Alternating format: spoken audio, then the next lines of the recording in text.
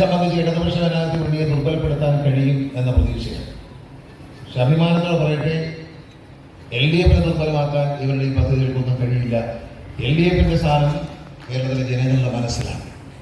നമുക്കറിയാം, പഞ്ചായത്ത് തെരഞ്ഞെടുപ്പുള്ള റിസൾട്ട് വരുമ്പോൾ ഏറ്റവും ഗ്രാമാന്തരമുള്ള വാർഡുകളിൽ നിന്ന് ഉപതെരഞ്ഞെടുപ്പിൽ ജയിച്ചു വരുന്നതിൽ ഭൂരിപക്ഷവും ഇടതുപക്ഷ മുന്നണി സ്ഥാനാർത്ഥികളാണ്.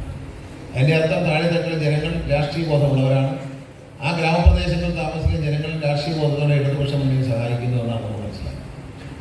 നമ്മൾ പലരും പറയും പാർലമെന്റ് തെരഞ്ഞെടുപ്പിനെ നമ്മൾ ഒരു അടയാളപ്പെടുത്താൻ കഴിയുന്നൊരു സംഭവമായി കാണേണ്ട കാര്യമില്ല. കേരളത്തിലെ ജനങ്ങൾ വളരെയധികം രാഷ്ട്രീയ പ്രബുദ്ധരാണ്. അപ്പോൾ കേന്ദ്രത്തിൽ എങ്ങനെയാണ്, കേരളത്തിൽ എങ്ങനെയാണ് അവർ തീരുമാനിക്കേണ്ടത്. കഴിഞ്ഞ പാർലമെന്റ്, ഈ പാർലമെന്റിന് മുമ്പുള്ള പാർലമെന്റിലും ഇടതുപക്ഷ ജനാധിപത്യത്തിലേക്ക് ഒരാളാണ് ജയിച്ചത്.